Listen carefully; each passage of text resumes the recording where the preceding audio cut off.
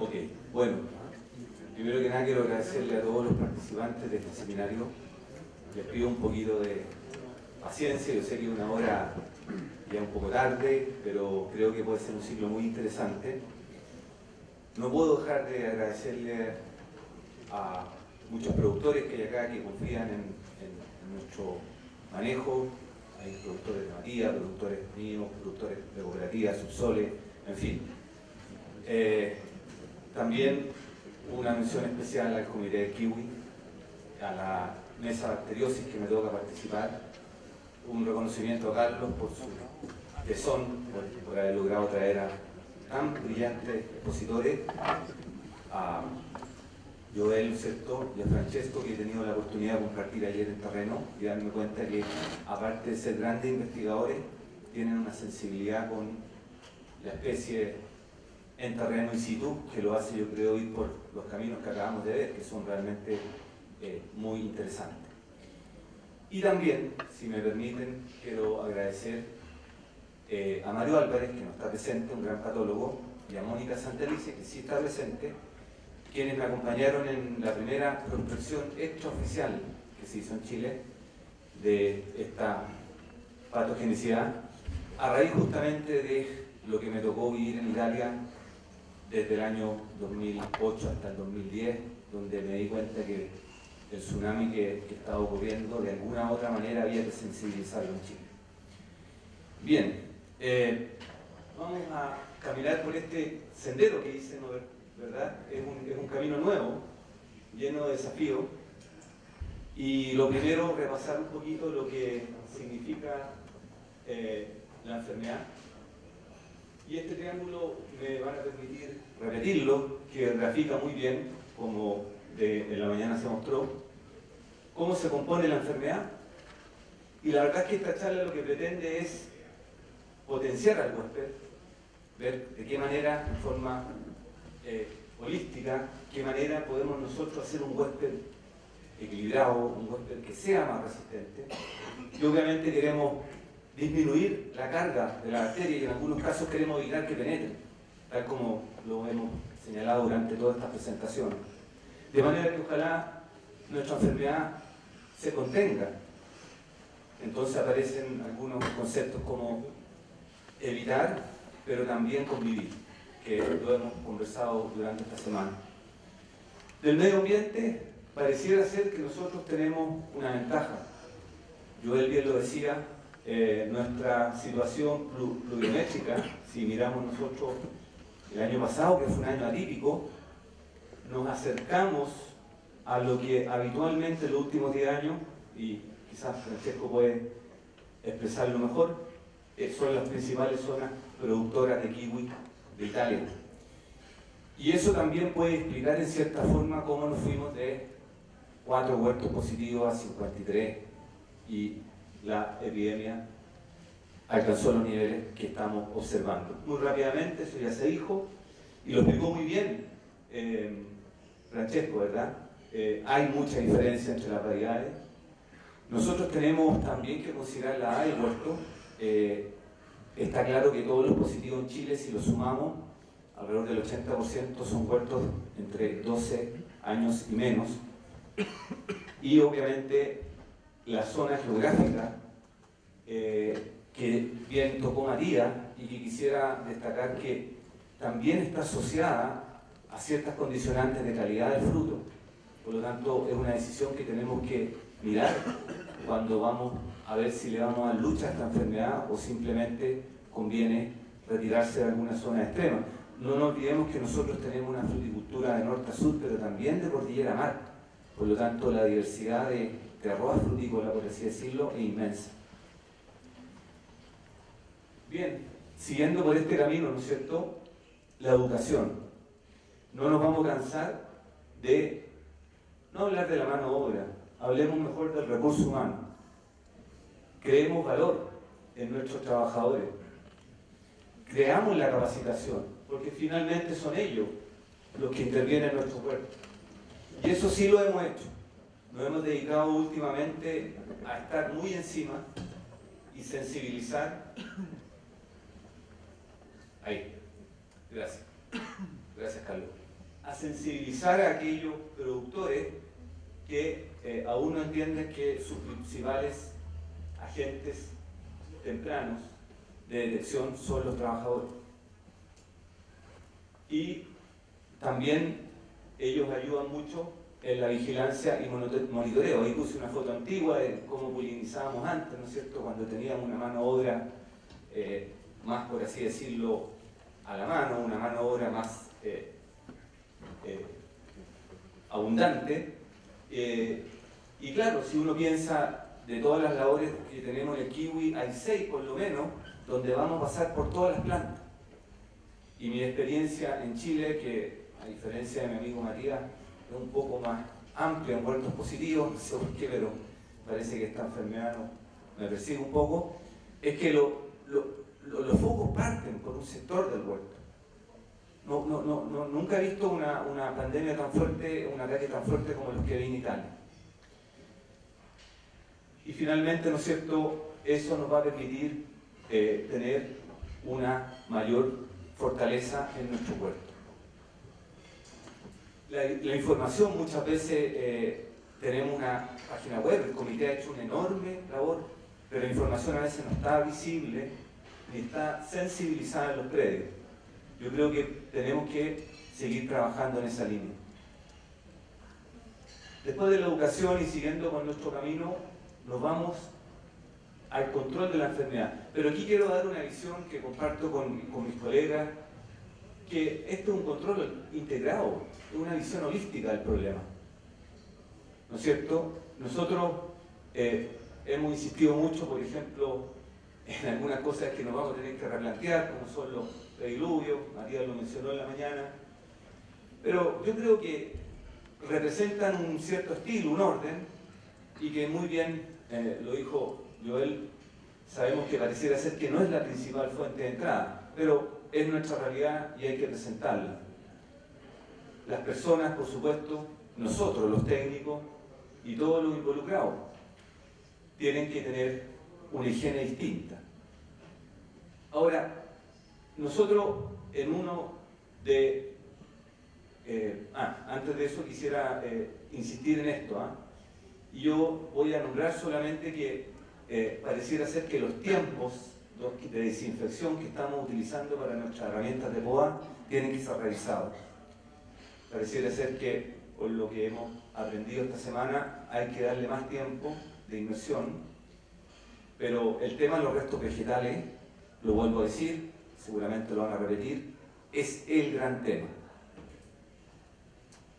Bueno, nosotros hicimos una pequeña estudio muy simple de uno de mis predios, donde hay alrededor de 40 hectáreas de kiwi amarillo, por lo tanto la sensibilidad y la sensación que tenemos en ese predio respecto a la PCA es muy grande.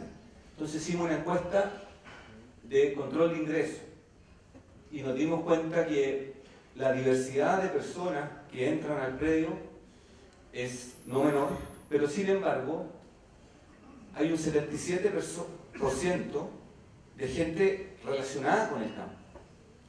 ¿Ya?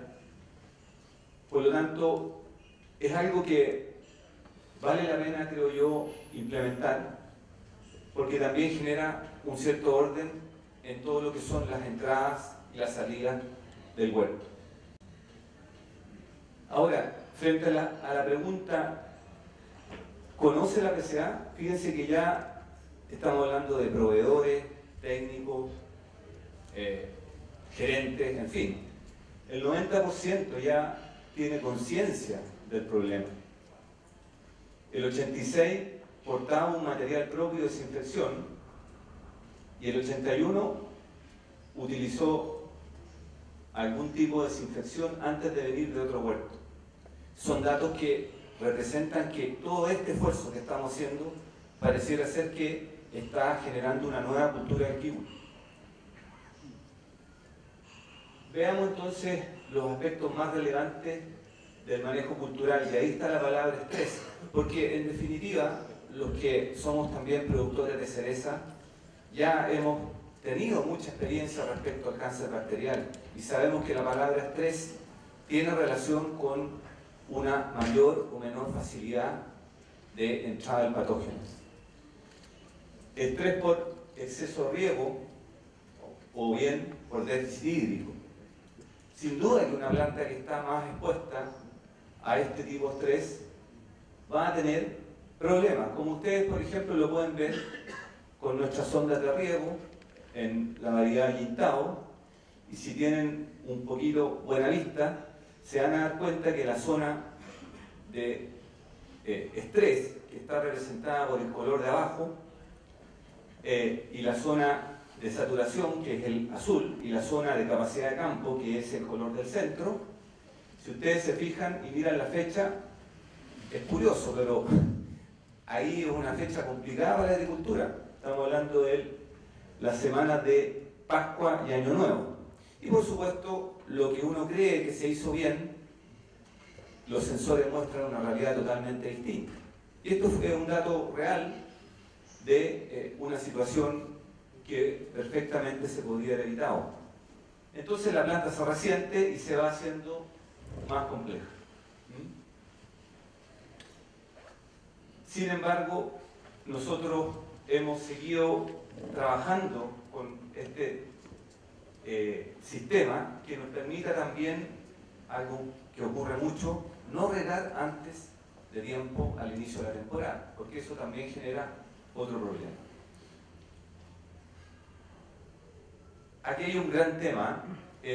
Yo estoy tratando de dar ejemplos reales. El nitrógeno, el manejo del nitrógeno, ¿ya? Genera obviamente material suculento, crecimiento tardío, y también genera problemas de condición y calidad de la fruta. Esto lo estamos también estudiando con mi equipo de trabajo muy fuerte a través de las sondas nutricionales, y como ustedes pueden ver, en una situación también real, tenemos una cantidad enorme de sobrefertilización, como se ve en el gráfico. Estamos llegando incluso a replantearnos toda nuestra estrategia de fertilización, y si ustedes miran lo que nos está pasando en la hoja en algunas condiciones, ahí veíamos cómo la bacteria entra en la hoja. La curva roja es el estándar, y ustedes ven que la curva de mi parcela, la real, muestra un claro exceso de nitrógeno a la cual estamos poniendo el cultivo. Y eso, créanme que también lo hemos descubierto, y quiero que esto también amerita un gran tema, que es el agua de riego. En el agua de riego estamos viendo que bajo ciertas condicionantes, cultivos como por ejemplo maíz, aguas arriba, estamos teniendo aportes de nitrógeno tardío, como en este caso real, donde tuvimos ablandamiento, exceso de crecimiento, mala lignificación por más de 40 unidades de nitrógeno aportadas en el agua de riego, que son cosas que yo quiero dejar planteadas. Bueno, todo lo que sea limitación severa de suelo, todo lo que sea alguna limitante a la raíz, va a generar, ¿no es cierto?, condicionantes favorables. Las raíces. Yo creo que una planta hay que mirarla completa, y muchas veces estamos acostumbrados a mirar la planta solamente en lo que respecta a la parte aérea. Las raíces son importantes, y todo lo que son el uso de inductores, ¿no es cierto?, elicitores, etcétera, deben ser considerados en un plan integral de manejo. Raíces sanas, planta sana. El control de maleza, es una bacteria, ¿no es cierto?, que tiene hospedero alternativo, y siempre va a ser un tema a considerar. Todo lo que es el tema de la carga, las regulaciones tempranas de carga, ¿no es cierto?, y tratar de evitar todo lo que es la condicionante de primavera. Ustedes vieron cómo en nuestras condiciones climáticas pareciera ser que la bacteria tiene dos grandes fuentes de entrada y posterior diseminación, que es otoño y primavera. Ahí está ese rango que hablaba, ¿no es cierto?, muy bien Fernando, y que corroboraba Joel, entre 10, 12, 18 grados. Bueno, todo lo que son nuestros manejos en verde tienen que ser replanteados. El año pasado ya hicimos un esfuerzo por conversar con los productores y hacer todos los manejos tardíamente, especialmente en un año lluvioso.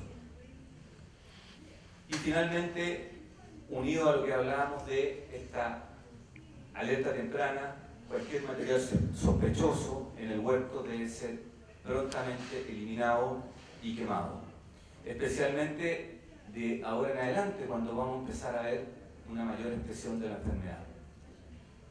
Después llamen al SAC y hagan el análisis, pero mi recomendación es que primero actúen, sobre todo cuando vean esa sintomatología tan sospechosas como las que veíamos en la mañana y parte de la tarde.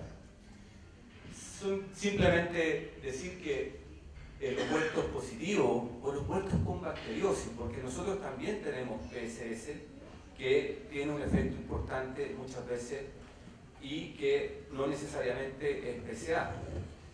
Quizás tenemos que replantearnos el número de yemas iniciales como técnicos, ¿no es cierto? Ya van a ver más adelante huertos positivos, cómo hemos logrado mantener las producciones sin caer en un exceso, como ven en la diapositiva de la derecha, ¿no es cierto? Pero sí pensar en 3,5, 3,7 cargadores y obviamente permitir una salvaguarda a la producción. Esto es algo real, es el mismo huerto que mostró María de la zona de Parral, que a mí me toca también atenderlo, y lo que nos dimos cuenta ahí es que la exudación este año partió el 11 de julio, esas son fotos de este año, y partió muy fuerte en los machos. Entonces lo que nosotros planteamos también en aquellos huertos positivos, sospechosos, estamos haciendo una poda invernal diferenciada.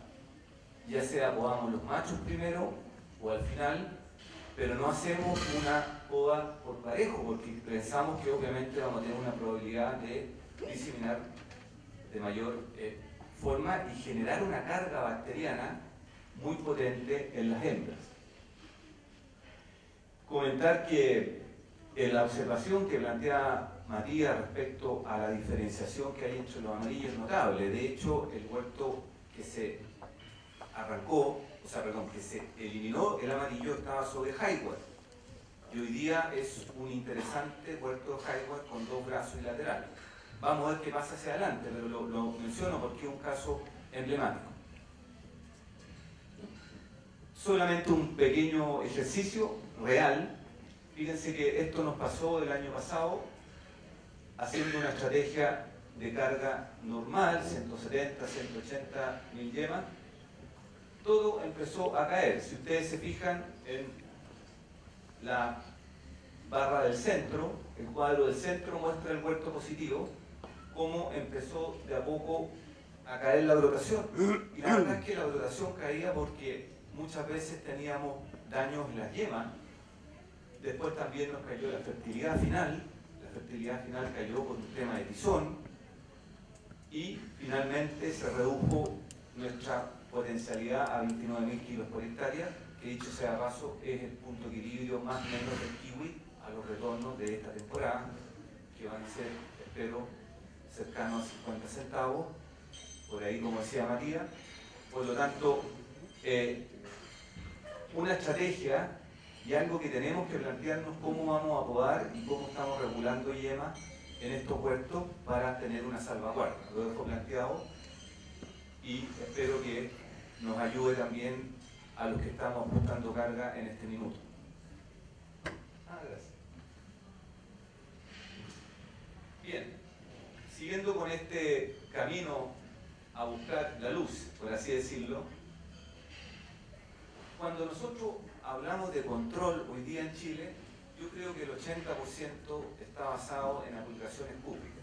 Entonces no puedo dejar de mencionar lo primero, obviamente, cosas tan evidentes como la calibración de los equipos. No nos olvidemos, como van a ver ustedes, que el cobre actúa por contacto. Aquí se trata de hacer una muy buena aumentación de la planta.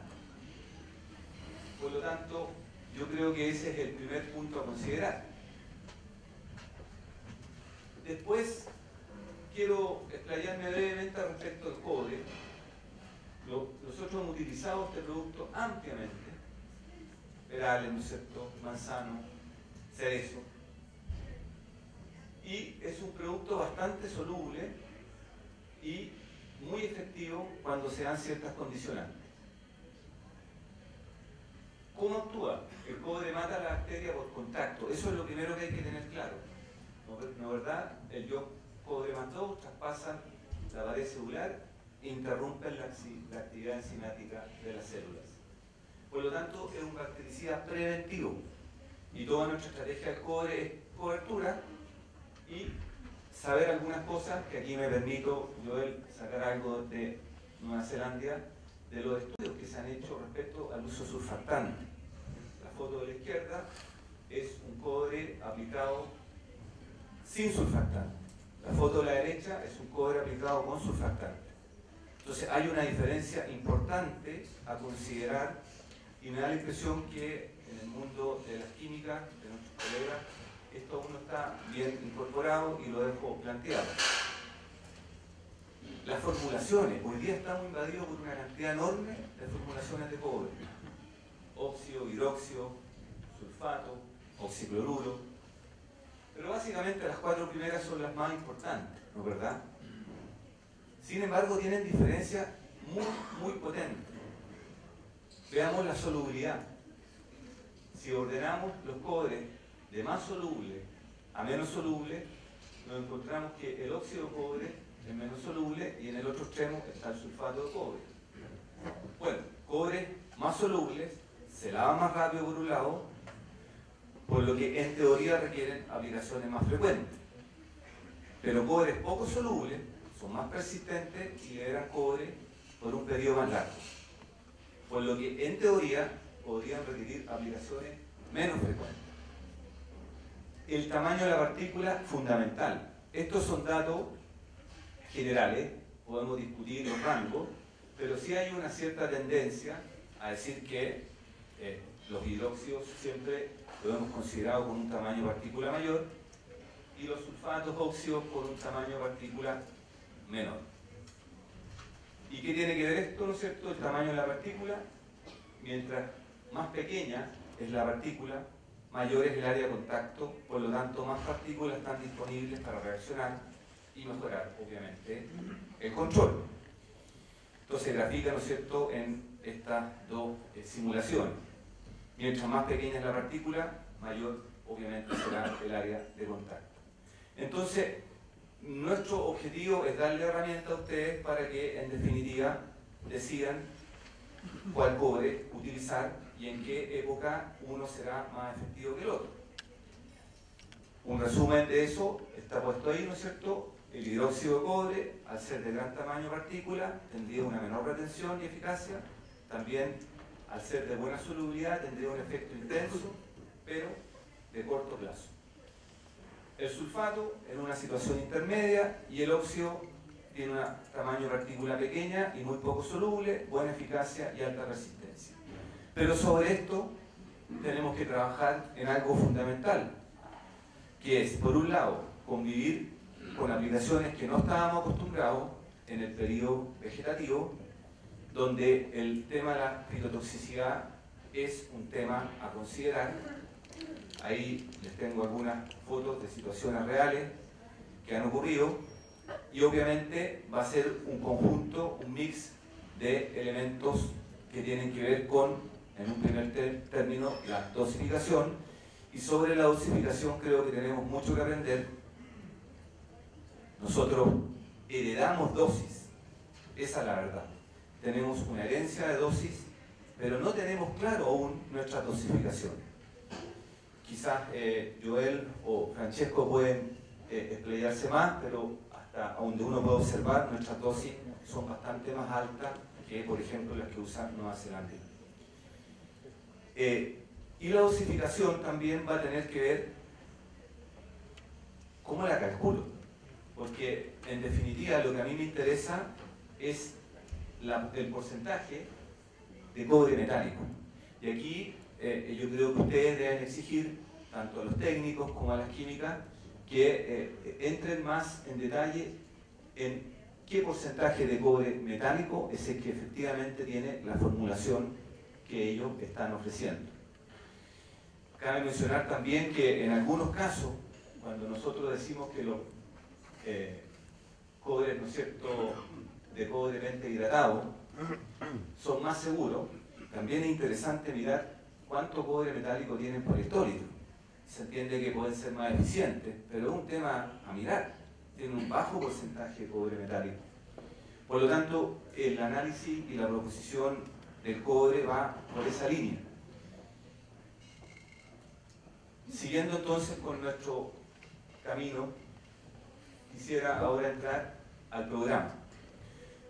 Porque, claro, en el programa nosotros tenemos que conocer la enfermedad. Pareciera ser que ya tenemos bastante conocimiento y creo que este seminario ha enriquecido ese conocimiento.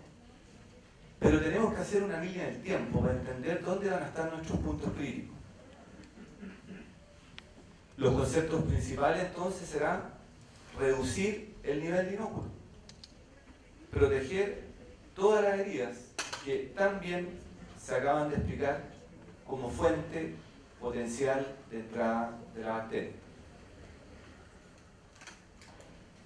Y esto es una propuesta basada en lo que estamos haciendo en la mesa bacteriosis, experiencias personales, pero que en definitiva va a estar disponible la versión final durante fines de agosto, porque aún estamos en proceso de evaluación.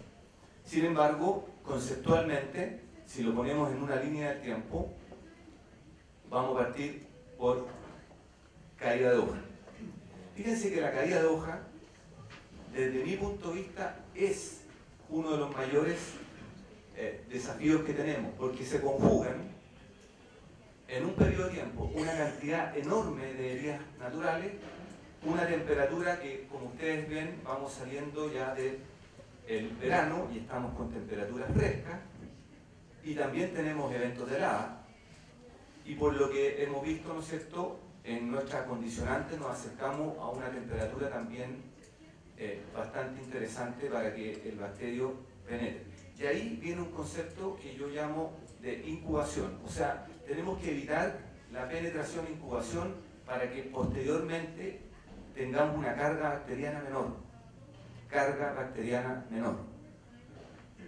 Nuestra proposición, basada en cobres, podemos ahí utilizar incluso soluciones y bajar pH, en el caso, ¿no es cierto?, de los sulfatos, para que el cobre penetre muy rápido y acelere la caída de hoja.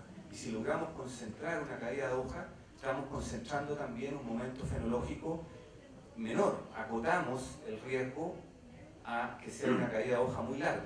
También hemos hecho algunas pruebas con defoliantes, pero en algunos casos nos ha resultado y en otros casos no. Depende mucho de la actividad de la planta. Por ejemplo, en zonas muy templadas, como puede ser la zona hacia la costa de Chile, Peumo, Huique, etc., cuesta más botarle la hoja. Después viene el receso invernal, que sin duda nuestro gran tema va a ser los cortes de poda. Nuestro gran tema va a ser la desinfección de nuestras tijeras de poda, y desde mi punto de vista nuestro gran tema no va a ser la lluvia, sino que el estrés y los daños producidos por las heladas. Y tal como lo mostró Matías en su comparativo, este año hemos tenido condicionantes de frío invernal más extremas que la temporada pasada. Aquí tenemos también algunas fotos de huertos positivos, ya como les decía, con exudaciones y con colores. Bueno, básicamente nuestra proposición ahí es mantener un periodo de cobertura que va entre 15, 20, 25 días con el uso de cobre, dependiendo también de los factores predisponentes que anteriormente mencionaba, básicamente la lluvia que produce un lavado parcial o total del cobre, y también los eventos de helada. Bueno, ahora creo que nos acercamos al otro gran periodo crítico, que es septiembre, donde nuestras condiciones climáticas nos van a acercar a una temperatura óptima de desarrollo de la enfermedad. La foto que ustedes ven a la izquierda es un macho en un huerto positivo en Linares, y la foto que ven a la derecha es el año 2007. 2007, cuando empezamos a ver los primeros síntomas en la zona de Peumo de bacteriosis. No puedo decir qué lo que era, pero sí nos llamaba mucho la atención, incluso lo confundíamos con eventuales daños de helada, y la verdad es que lo descartamos rápidamente. Nuestra proposición para este periodo está basado, por un lado, en la posibilidad de usar algún bactericida biológico. Ustedes saben que en Chile hay un desarrollo de la empresa Nativa al respecto, con resultados que son en general positivos, pero siempre motivo de discusión. Pero también como que uno tiende a decir usemos pobremente hidratado, pero básicamente, si me preguntan hoy día, yo creo que debiéramos de todas maneras incorporar cobre a la mitad de la dosis que nosotros estamos utilizando. ¿No es verdad? Nosotros estamos en 200 gramos de cobre, de cobre metálico por hectolitro, y estamos proponiendo 100 gramos. Ese periodo es un periodo donde estamos expuestos a la lluvia y cada vez las temperaturas van subiendo hasta llegar a rangos que van a inhibir a la bacteria.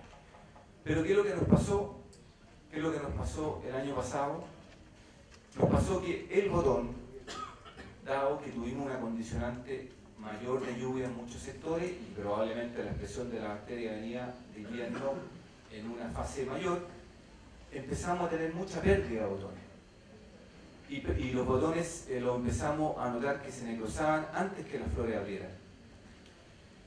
Eso nos hace plantearnos, ¿no es cierto?, una estrategia un poquito más agresiva, especialmente en las zonas que ya sabemos que son zonas más complejas. Todo lo que es Curicó hacia el sur. La realidad de Curicó hacia el norte pareciera ser que es bastante más benigna. Y que, como ustedes pueden ver, todo esto generó una pérdida de la fertilidad final o de la cantidad de frutos por brote o frutos por planta, y en general, en algunos casos, explicó la baja productividad que tuvimos.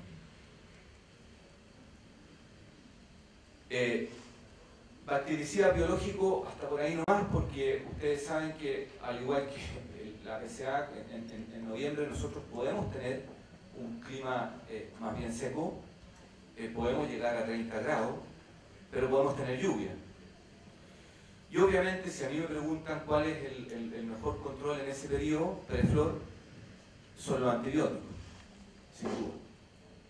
Yo creo que es un tema a discutir como industria, con todos los pros y los contras que ello tienen. Y para nosotros, para nuestras condicionantes, si logramos llegar a cuaja con un huerto sano, ya pasamos una fase, yo diría, prácticamente crítica, y ya es muy difícil que podamos tener contaminación porque nuestra condicionante climática nos favorece. Como les digo, el año pasado fue un año atípico. Acá en Curicó llovieron más de 100 milímetros en el mes de noviembre. La pluviometría de los últimos 30 años en Curicó era promedio alrededor de 22 milímetros. Por lo tanto, superamos 5, 6, 7 veces el promedio. Tenemos ahí un aspecto a considerar, y es lo que uno también ve en los huertos cuando ya el bacterio empieza a detenerse.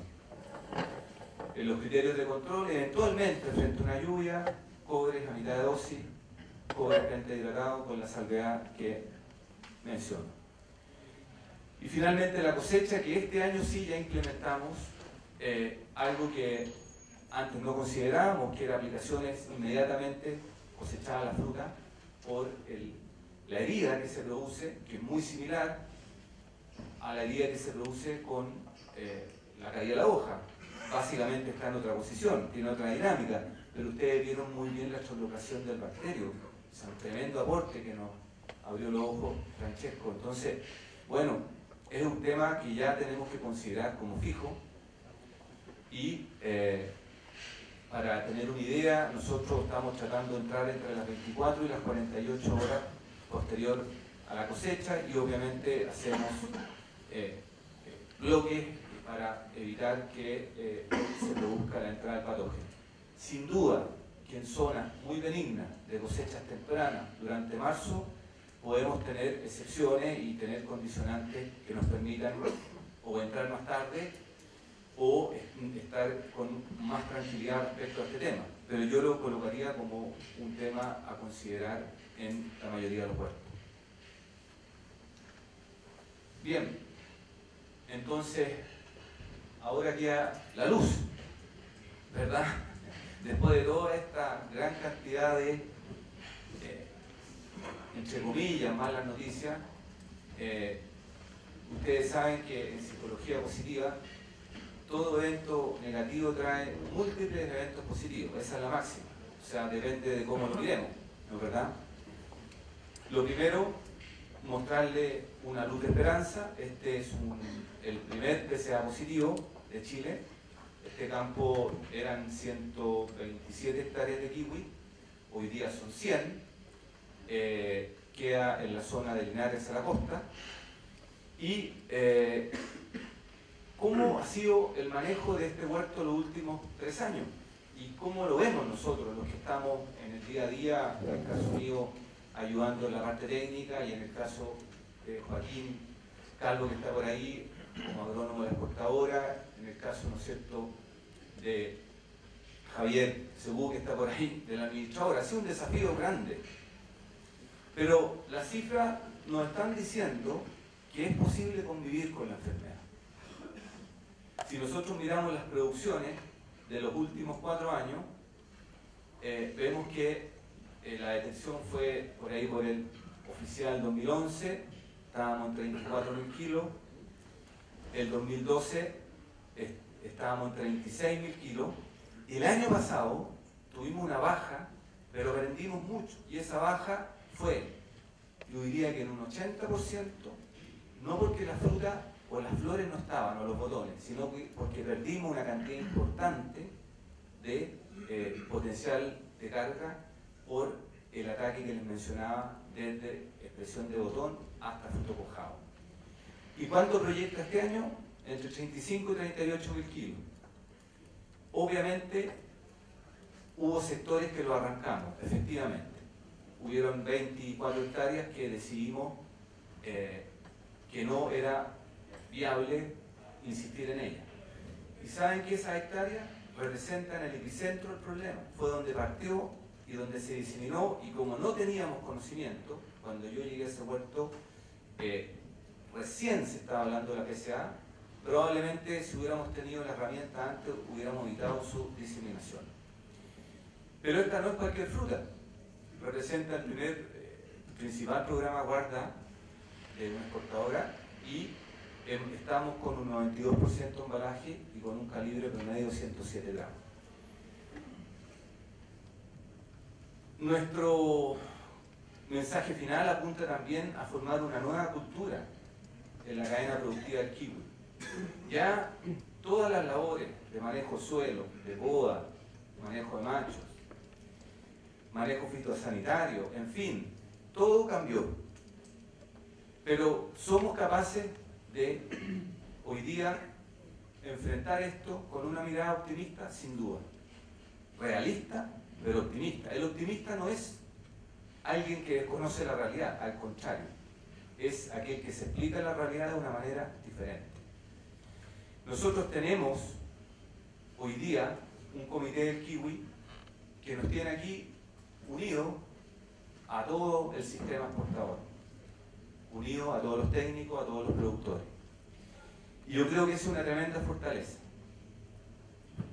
Pero esto que partió, ¿no es cierto?, como una, por ahí me acuerdo de una carta a Matías, fue como una catarsis que hizo Matías en el año 2010, la crítica situación que vivíamos como productores de kiwi, y que definitivamente gatilló muchas instancias. Está unida a toda la industria, y yo creo que estamos cada vez descubriendo más aspectos. Pero falta algo muy importante. Este camino no lo podemos hacer nosotros. Tenemos que integrar también a los otros países. Ahí me permito mostrar al profesor Liu, José Fernández, gerente general de Subsole, y al profesor Wang. Nosotros tenemos una asociación con una empresa china que maneja una gran cantidad de germoplasma, y si me preguntan dónde puede estar hoy día la respuesta a cómo vamos a enfrentar la PCA en los próximos 20 años, yo creo que puede estar en los bosques del Yangtze, yo creo que puede estar en la naturaleza. Y aquí se abre una puerta interesantísima de desarrollo a futuro, pero con también nuestros grandes amigos que hoy día nos acompañan. Si esto no lo podemos hacer solos. Este es aquí estamos los Teletubbies, ¿no es cierto? Es una lucha que tenemos que darla sin fronteras. Por eso a mí me alegra que esté Joel aquí. Yo sé que él en todo momento no dudó en venir. Me alegro que esté Francesco. Bueno, ahí tenemos, ¿no es cierto?, a varios colegas que están acá presentes, el SAC, en fin, estamos todos unidos. No hay nada que guardar. No, aquí todo tiene que sumar, y este tiene que ser el inicio de un intercambio técnico que nos permita en conjunto derrotar y permitir convivir con esta enfermedad. Finalmente, si me permiten, un agradecimiento a todo mi equipo de trabajo. Aquí hay muchos presentes, por ahí está la María José Hidalgo, ¿no es cierto?, Patricio Jara, Subsole, los chinitos, bueno, mis partners de mi empresa. Y también permítanme, respetando todas las creencias, dar gracias a Dios por la oportunidad que me da de estar aquí. Muchas gracias.